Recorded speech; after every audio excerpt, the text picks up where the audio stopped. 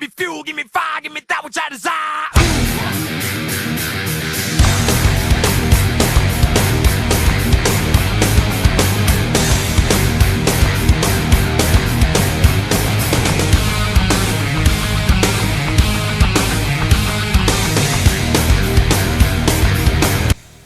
After some short track tempers at North Wilkesboro last week, we saw a last lap pass by Matthew Burnett over Skylar Taylor. We are at the Lone Star State in Texas Motor Speedway for the 7th race on the season, and we are set for the only standalone event all season long for these Powerade Truck Series drivers. It's the longest race of the season, and it's the Pizza Hut 400K at Texas Motor Speedway. What's up, everyone? It's Bland's Racing 97, aka Nathan Stapleton, and we are here at Texas Motor Speedway for the only standalone event. And boy, we are gonna have a good one for these truckers. All focus is on these 32 drivers, and Cup is off, so have to see what these drivers can do. Of course, this is the longest race of the season, 42 laps of action, and it's gonna be a wild one here at Texas. And you know what? Everything's bigger in Texas, and we have a 3-man booth for the first time in season number 5. We got Jack Cost once again in the booth, owner of the 52 truck, and for the first time on the channel, I believe, we got driver of the number 41 Stu Haas Ford in the Cup Series. We got Trey Bell up in the booth, and guys, welcome to Texas. Thanks. Yeah, thanks for having us. So obviously, Texas is a lot different than what we've ran the last 2 weeks with Richmond and North Wilkesboro, and it's probably the fastest mile and a half, one of the fastest, but it's very unique. 1 and 2 really flat, 3 and 4 very faint. So Jack and then Trey, what is the differences that these drivers have to go through after doing back-to-back short track races to now a very unique mile and a half? Well, I think you touched on it there just a second ago. Turns 1 and 2 being a little flatter, way wider than turn 3 and 4. You might, well, I guess it kind of depends. You've got some flatter short tracks that might resemble turns 1 and 2, but certainly not the high speeds on those short tracks that you're going to see here. And then 3 and 4, again, just a huge change, essentially wide open in these trucks. It's going to be an interesting one. I think the guys in this field today are going to be able to adapt pretty quickly. They are professionals after all, but out of the gates, it's going to be different from what they've had the last couple weeks, for sure. Yeah, I mean, I think you got it right there with the speed and how different it is. But I think another big thing is, you know, with short tracks, you're more worried about, your braking and drive off in these things. But at a place like this, you kind of want to more momentum and keeping that going so you can continue to move forward here. So I think these drivers will, maybe take a couple of laps to get a little used to it. Like you mentioned, they went to 2 short tracks in a row, and now they're at a place like this. So it might get them a little uncomfortable for a couple of laps, but then I think after a while they'll get settled in, and we'll be seeing a great race. Oh yeah, without doubt, it's gonna be a very fantastic one, and second race in the mode second year in the mode that we've done this standalone event, and we're in for a good one. And speaking of good one, this points battle that the first 6 races has been fantastic. Sharman is still on top of the point stands, but Fitzwater only 3 points behind the Richmond winner. And then last week's winner, Matthew Burnett, is in 3rd in points, only 9 points behind. So any one of those 3 could leave here as a point leader. And then Chris Joe goes in 4th, 22 points behind. Andrew Gutierrez is in 5th, 24 points behind. Tied with Angel is Jay Rando in number 16 and 6th. 7th is Felicity Mendoza. Tied is Joanne Stout in 8th. And then in 9th is William Ayers, 28 points behind. And Justin Zidell rounds out the top 10, 31 points behind. If the chase started today, the 2 wildcards would be Chris Reynolds and Twin Wakefield, the 2 winners that are inside the top 10. Inside the top 20, but we are still a long way to go. This is only race number 7 here today, out of 13 in the regular season. And on the pole for the second straight race in a row is Skylar Taylor in the 56. Maybe they can get one more position or one better position here and win here at Texas. But alongside them is Brian Nelson in the number 9, Logan Williams in roll number 2, and Simon is with both the Clown Juniors finally starting to build up some momentum in that 5 machine. And then in mold number 3, we got Johnny Hernandez and Ben Lawson, who GMS has struggled to kick off the season, trying to build up some momentum. And then we got the number 12 of Sam Oskin and the number 2 of William Is. And running out the top 10 is the Daytona winner of Tim Wakefield and Nick Lopez, who spun out last week and still came home with a top 15 win. And with that being said, let's go ahead and get these draws one off for race number 7 of the season and for season 5 of the Powerade Truck Series, halfway through the regular season after today. And well, Jack and then Trey, who do you think will win here at Texas Motor Speedway? My pick's going to be the truck starting in 4th place. That's the Tricon entry of Roberto Crown Jr. The NR series that I'm a part of, Roberto hasn't had the best luck in the last month, or at least it doesn't seem that way. Sitting about mid-pack in the point standings, a good starting spot today. I really think they're going to turn it around, and I'm expecting to see them in victory lane today. The truck I'm going to go with is starting P5 or the 52. Jack, you own this truck, and you know how well they can perform. They're sitting P11 in points, and I think that's all the motivation they need here today to try to get inside that top 10 and continue moving up their ranks there, and starting third line inside. And I think if they get a good jump here, they can possibly look at making a move going into 1 and 2 and try to carry that momentum forward there. So we'll just have to see how they get going here at the start of this thing. Solid pits from both of you guys here, and well, the longest race of the season, 42 laps. First race was a 3-man booth, and you know what? Everything's bigger in Texas. Skylar Taylor with the second pole in a row. Alongside them is Brandon Nelson. Front row, here we go, and we're going for that race in that Texas Motor Speedway for the 7th time on the season and for the Pizza Hut 400K.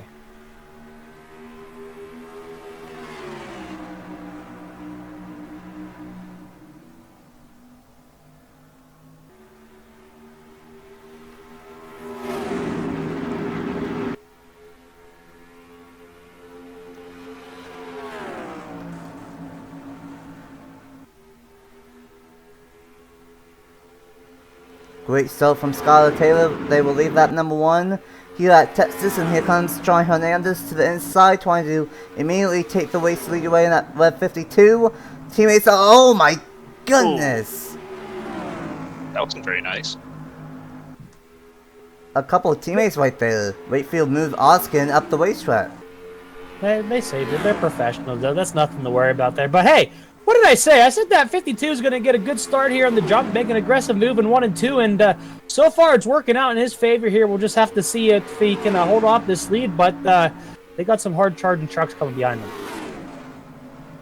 Oh, absolutely. That was about what I expected for a start, and probably what we're going to see for about the next 10 laps. These guys are absolutely crazy on the best day, and now we have a super wide Texas Speedway where, I mean, it's essentially a super speedway. These guys are shuffling like it's Daytona or Talladega as we see it out of the lead 2.5 laps after Hernandez took it. Yeah, it's going to be very interesting what ends up happening. Tyler's going to be significant, about 7 to 8 tenths on Tyler's at the end of the one, but it's going to take about 10 laps for them to really start wearing out. So now it's when you want to make as many passes as possible. As the Daytona winner, Twin Wakefield is going to take the race lead. Here comes Jordan Stout. Here comes Roberto Crown Jr. as well. A little bit of a 4-truck breakaway. Local Williams in 5th, trying to catch up with the top 4. And a little bit different than what we might have expected, but we are seeing all kinds of different lanes being 1 and 2. Yeah, I mean, these guys are still trying to feel out, everywhere they can on this racetrack, seeing what has the most speed, the most grip, and all that stuff there. As you can see, the bottom is, at the moment, kind of where you want to be, because it's just the shortest way around the racetrack, right? So it's going to, really be the preferred line here, but I wouldn't be surprised to see, some of these guys kind of venture up, half a lane up from the bottom here. As you can see, your leader doing just that, and we'll have to really see if he can get a run off turn 2, or if this 5, who was a little bit lower, is going to have anything for him going into 3. He's looking, but he's not going to have anything just quite yet. Hey, look at us. We look intelligent. These guys are second and third. I just I made mean- a Oh, pick, whoa, and whoa. we're spinning in the back. They're Are gonna we good? save it! We're good. I don't know who We're turned fine. Anthony Hernandez. You guys will see that in the corner of the screen. But Anthony Hernandez all but solids down the front stretch and battle for the race lead. Potentially Jordan Stout having to deal with Johnny Hernandez again here on 3 and 4. Ben Lawson making it 3 wide on Logan Williams. But Stout's gonna hang on to the race lead for the time being. I got two of my guys going for it here. Of course, Jordan Stout, my driver in the Subway Cup Series. However, this is the Powerade Truck Series, so he needs to get out of the way and let Johnny Hernandez run away with this one. He needs to get out of the way. There it is. That's a little bit of, is that what we call favoritism, Jack? Is that what that is? That is 100% what that is. I am not even trying to hide my bias. I guess I respected that you were straight up about it, so nothing I can complain about there as we're getting really close off of turn 4 there, entering the tri-oval. It's not what you want to... Quad-oval? Tri-oval. What is this called? Quad-oval? I think. Yeah, All right, we'll call it a quad-over. There it is. Entering the quad-over, they got really close there. As you can see, it just kind of... I mean, it's not really like, it's like they're doing it on purpose. It's just how these... You know, how these trucks and race cars really kind of draw really close together coming off of turn 4 here. It's just a byproduct of this type of racing. As you can see, it's come again with those guys in the back. Someone might have even tagged a lot of the 25, but the 20. that's not. 20's on pit road. Oil leak that's for the not 20 machine. That's unfortunate. Well, we don't want oil on the track, so apparently if it definitely is some out there, so these guys better be careful here. Leave it to NASCAR not to call a caution, which is not surprising with them nowadays. 32 moved the 23 out of the way. Sorry to interrupt you there. There was contact going into turn 3. Oh, that was contact again! That's that byproduct of these trucks squeezing each other off of turn 4, going into that quad oval. It's just gonna end up happening like that. But Jack, your truck's really getting the worst of that right there. He's stuck on the outside and he's dropping like a rock. Yeah, I think I had the wrong radio queued up when I said move over. Right now, Jordan Stout doing a great job out front in this 35. And you know, McIntyre's been solid this season. And have to see if they can get a race win here today. Eli Blight from the East trying to get the second win on the scene, of course, a couple weeks ago. Fitzy got his first win on the channel finally.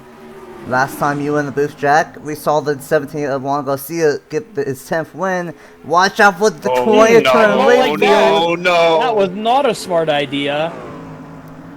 Who is that in the truck? Are we sure it's not Kevin LePage? Because he just kind of screwed over half the field right there, holding him up. He's a rolling roadblock going slower than a grandma in a wheelchair on top of a turtle right now. Get out of the way! Are we sure it's What are not we more doing? than a oil leak on this 20 truck? Because he's totaling up everybody. He's got an IQ leak at the moment. Get out of the way, you're a lap truck. Move! Not good from the Daytona of Wakefield right there. And that's gonna No. really, that's gonna be interesting when that's happening now. But how about this? Two of the most experienced drivers in the Truck Series. Eli Blight in the number 41, and Juan Garcia in the 17 1-2. Sam Oskin, the rookie that's inside, gonna slide up the racetrack, and here comes Hernandez back up to the front, and here comes the driver that challenged Fitzy for the race win at Richmond. Here comes Caleb Bowes in the number 19. Where does I love how the 19 20 come truck is starting to pull away from that pack and catch the leaders. Meanwhile, all the other trucks on the lead lap are still kind of dragging along. Oh, tires. Well, you know, I'd assume that this 20 probably got new tires. They had oil all over them, right, due to the oil leak. But luckily, they were able to really fix it and get back out here. Granted, they're 1 to 2 laps down now, so it'll be they'll be praying for caution to come out. But I don't know unless they are the caution, which at this point they darn knows they pretty much were. But it's just there's no yellow to them. Definitely not making any friends with that. We'll say that for sure. No, now they're in the middle of the pack, so we'll see how nice they play, given that they got the faster truck right now by probably at least, almost half a second at this point. Oh yeah, definitely. 29.5 for Eli Blight, and I think the 2012 was doing at least 22, 29.2 or something like that before Wakefield caught up to the pack. And the thing is, I would say maybe that could be a strategy call to make it, but I don't think the 20 truck pitted way too soon to make on fuel, so I don't think that's going to look out for the Twin Whitfield, as he's going to almost turn with both cars for second. Ben Watson up front, finally going for him, and GMS Racing has struggled this season. Some 3-wide chaos back here, patrolling south. Nick Lopez, Juan Garcia, Josh Williamson. This 20 might get the caution they're hoping for. with the way it's going right now, they might just get that caution as they're chasing down. Who is that? That's Eli Bright, right? Absolutely, just smoked him. Oh my goodness! What a smoke! Like Eli wasn't even looked like he wasn't even on the gas. Huh? You think this is chaotic now? We're looking like maybe 5 or so laps away from green flag pit stops, assuming we don't have a caution, which we're really trying to. Them 3 wide coming off turn 4. I think they're trying to do it, but I hope not. I like green flag pit stops. They're the amount of hitting we've seen. Staple, you've been commentating these trucks for who knows how long now. How much beating can a truck take before it really starts to suffer from it? Well, they can suffer a little bit of beating and a little bit of bumping ones and a little bit of contact, but at the same time, these truckers, they don't have the, oh boy, here we go back for the way three. They don't have as much stiffness as the Cup cars, so to a certain point, they just break apart. So hopefully that does not happen, but Ben Watson, a 4-season veteran, not having a good start to the season, up to the lead, as Jack, he is looked back inside the top 2, trying to take the race lead again. Trying to go for the top 1, it would look like. Top 1. And again, for our viewers joining in, no, Trenton Wakefield is not your leader. He's 1 lap down. 1 lap down, yeah. The maniac of the race so far. Who's in the 20? Trenton Wakefield. Oh, that makes sense. I'm just kidding. I really don't know who that is. I am in the Cup Series. I am the Rookie of the Year, pretty much winner at this point. So I will be honest, not paid attention to the trucks that much, but I am a sensation, and I know everything there is to a race truck, or race car is what I should say. And for some reason, that 20 is not pulling away as much as I thought it would be with fresher tires. Yeah, I think the tires might be starting to equal out a little bit here, and you mentioned about being the Rookie of the Year, essentially. You've been pretty fast in that 41 machine, and I would like to mention, I think next week, as of this recording, probably during the Tower Day, we gotta post the All-Star fan vote, so we'll see if it ends up being the fan vote, and getting to the All-Star. It's almost that time of the year for the All-Star race and All-Star Open, and my favorite race of the season, one of them, the Coca-Cola. It's something to Mila Boy out front. But let's think Mendoza is still all the way in the back, and the 75 truck is going for the race lead here, potentially here off turn 4. He started almost dead last, right? Second row from the last spot? I believe so, yeah. So he has made his way through this pack right now and is definitely having a long run truck, but we are, I would assume, pretty close to green flag pit stops here. As you can tell, these trucks are a lot slower than what they were at the beginning of this race. So the real question is that where do you want to be when these green flag stops happen, and when do you want to come in before the leaders, after the leaders, or with the leaders? And I think with the way these guys are all spread out, as we are actually pitting right now, look at that time. Oh the my 98 goodness! flew in there. Oh, 98 hits. We got contact way in the back. A lot of accordion effect on pit road. That 19 absolutely gained up 3 seconds there. I don't understand how he made that work. Wow, Caleb Rose was behind both GMS trucks at least, and gained 2 or 3 spots before entering pit road. There's a couple trucks that made contact. I believe one of them was the 99 of Sustry. Second group of trucks in this time by. Angel Gutierrez is going to stay out. And so is Fitzy. Oh, look who's doing it! He probably was speeding. Maybe. What I'll be curious about is where's this 20 going to end up? See, this is the 20. The 20 is technically 1 lap down, but it might end up being on the lead lap. Gutierrez staying out, gonna pit this time by, and here comes the Richmond winner. Fitzy finally got the win on the channel that he long deserved. these two are going to pit last on lap 26, and have to see what this strategy was at for Gutierrez and Fitzy. As finally everyone is still kind of doing it there, as looks like this group here has pretty much come off where they came on at the same time. Maybe a little bit bigger of a gap for that 75 and the 52, but for everyone else, it seems like order-wise they were almost the same, but it'll be really interesting to see where these guys come out and where these guys coming off pit road kind of filter in. Yeah, Jordan Stout, the first truck to hit pit road, looks like he's going to pull up beside the leader. I don't think the 75 of Mendoza is going to be up to full speed coming off turn 4, although she's going to throw the block, allowing Caleb Rose to look inside. We might be 3 wide going into turn 1. They're going to split the 75. No, they are not.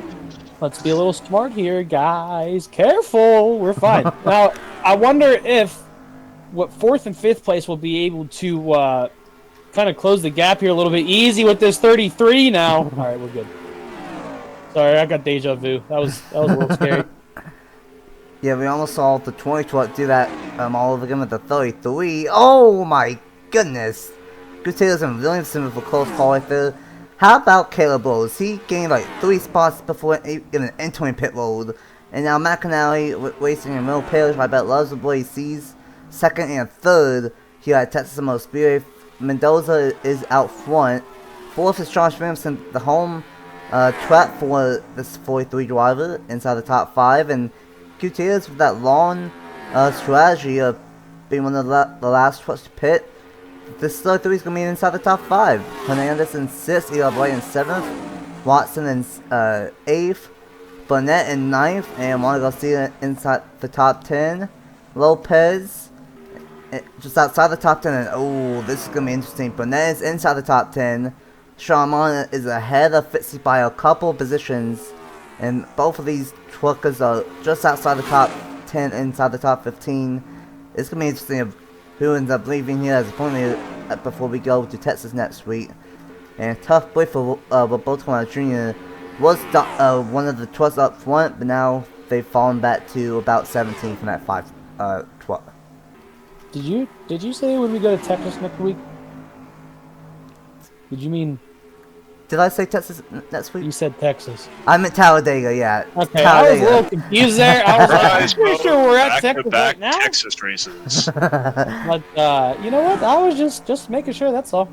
Yeah, Talladega next week. Not back Texas races, but Talladega next week. 2nd and final super speed race for these truckers, and I bet they want to have a little bit of calm point lead, a little bit of a cushion before we get there. But these guys are not being calm right now. They are trying to chase down Mendoza, trying to get the first one in in her career. But we have Jordan Stout and Caleb Rose, 2 truckers from McAnally, 2nd and 3rd. Rose trying to get his first Truck Series win. I don't know about Jordan Stout. I know Jordan Stout was up there in the points last season, but I can't remember if he won or not. But McAnally, they need to stop battling for 2nd, and they need to focus on the 75 truck. Yeah, it's not the smartest strategy. I would have to assume having two of your team's trucks, well, your only 2 trucks for that matter, running 2nd and 3rd and letting the leader get away. Not how I would have drawn it up, but let's be honest, they're all racers here. They want every spot there is. Team orders don't exist. This is NASCAR. We want everything we can get. It was the same with me on the track last year. As an owner, I look at it a little bit differently, but behind the wheel, you want everything you can get. And I assume it'd be the same for you, Trey, driving for Stewart Haas in the Cup Series.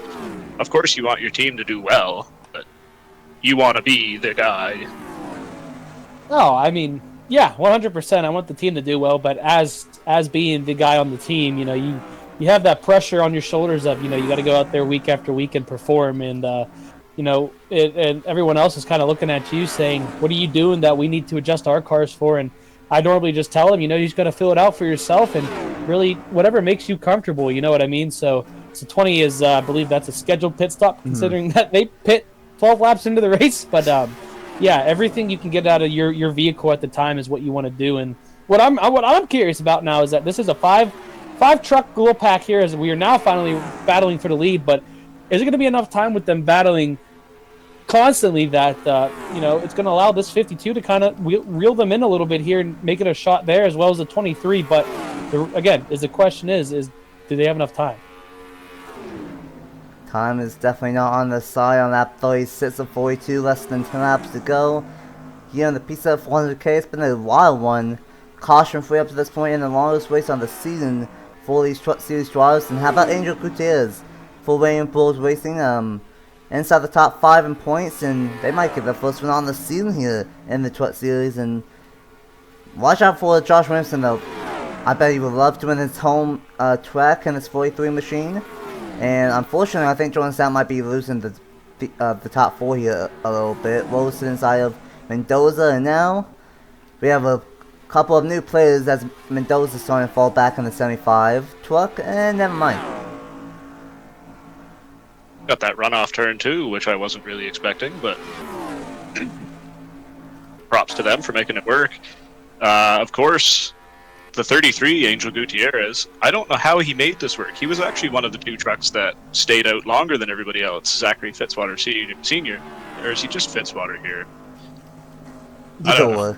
I was going to say, in SCS he's a senior, but anyway. Him being the other one, sorry for that little tangent. So you would expect he would have the fresher tires of the top 5 or top 4 if Stout falls off. I think he was just outside the top 10 when the pit stop started, so really good job by that pit crew and driver for that matter to get that truck out in the top 5, now out front with the tire advantage. It's gonna be tough to pass that 33, I would expect. Yeah, I think the thing that really helped them there was when they did come down on pit stops is that they weren't congested, and we saw how much checkup there was whenever there was a big group of trucks going onto pit road, as it is a very difficult pit road to enter. You had trucks running into the back of each other, checking up. The couple of guys, this 19 being one of them, really took advantage of that one on the outside and made up, I don't even know how, 3 or 4 spots at that time. Now look at them racing for the lead right now, but this 33, like you said, they were one of 2 trucks to pit last. They went for the long run there, and the really long run, and right now it is working out to the benefit as they are pulling away to 3/10, probably going to go up to 4 to half a second here this time around, but it's going to be their race to lose at this moment, because I think these guys are just battling too much, and they're really hurting their stuff right now, and they won't have enough time to really make up the gap. Oh yeah, without doubt. A couple of first tires might end up working out for Angel Gutierrez. 5th in the points standings, looking to get the team's first win on the season. And Fitzy, I would like to mention that Fitzy is currently outside the top 10, just outside the top 10, in the 11th. Burnett trying to take 8th away from Eli Bryant. I don't know where Sean Mullen is. I think Mullen is right behind oh boy, Fitzy, and so that could be interesting on the points. Final up at Texas, and the 51 has has no hood. Yeah, you kind of need a hood to be fast around a track like this, don't you? Maybe a little bit. Well, in a caution-free race, definitely action-packed one here, and Angel Gutierrez will win the pizza 400K in a caution-free, entertaining one here in the longest race on the season. What a race and what a strategy from the 33 truck.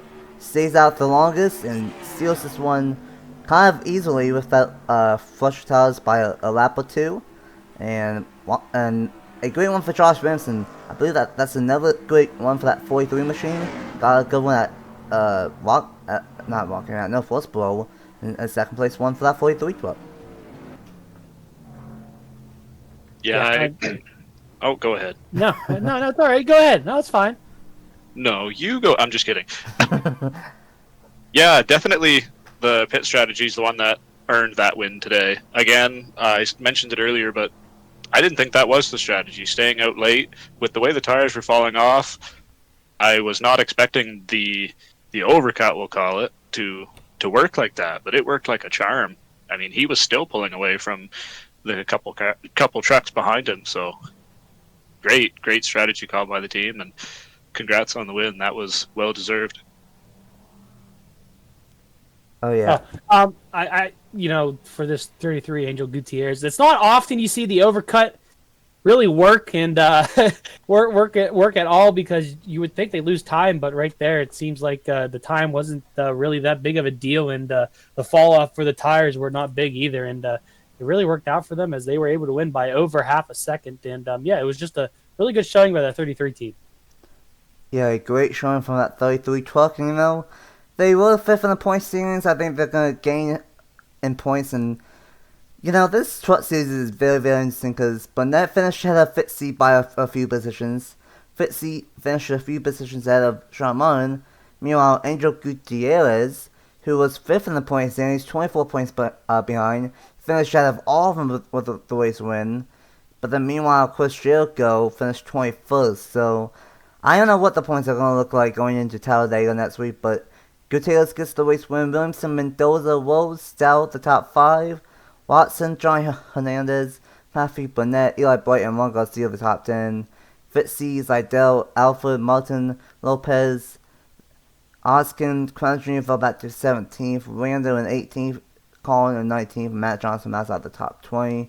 And then, of course, something happened with the 51 of Chris Williams, probably some pit road stack up. He had no hood. And then Twin Wakefield off strategy with that oil leak issue. Finishes 1 lap down. Caution free, but with a little bit of an assignment there with, I believe, the 45 of Anthony Hernandez. As I go through with the points here, what's the final thoughts here in a wild Texas race here for these truckers? It was a great race overall, really. I was happy to see some strategy calls there. I think what we expected to happen happened with aggressive racing. Not a super speedway race, but super speedway type race, shuffling and whatnot. It did get spread out a little bit as the race went on with the no cautions, but I mean, you still had your packs here and there. There was good racing all about, and just a solid event altogether. Yeah, 100%. I mean, it was a clean race. No cautions at all, minus the 20 with an oil leak, and I forget who the truck was, but they took a little trip through the grass there, but kept it straight. So it was other than a couple of those, little rubbins racing's never hurt anyone. And at the end of the day, strategy came into play, and the ones that were on top were the 33 and Angel Gutierrez, who really put the nail in the coffin and showed them that they know how to play these type of tracks. So I think overall it was a very, very good and entertaining race. Well, would you believe me that we have a tie for the points league going into Talladega next week? Well, we do.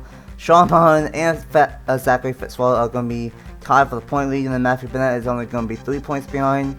Gutierrez with the win here today is going to be 10 points behind, and Mendoza is going to be 13 points behind, and then Jordan Stout is only going to be 15 points behind.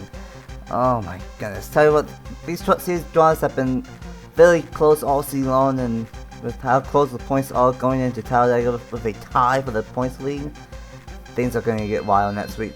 Huge thanks to Jack Cos and Trebo on joining me up here in the booth, and who knows, maybe this won't be the last time this season, but huge thanks to them, and good luck to you guys at Talladega with both Team Jack and of course with the 41 team in the Cup Series tray, and have to see what happens at Talladega. A wild one, caution free, and Angel Gutierrez gets the race win.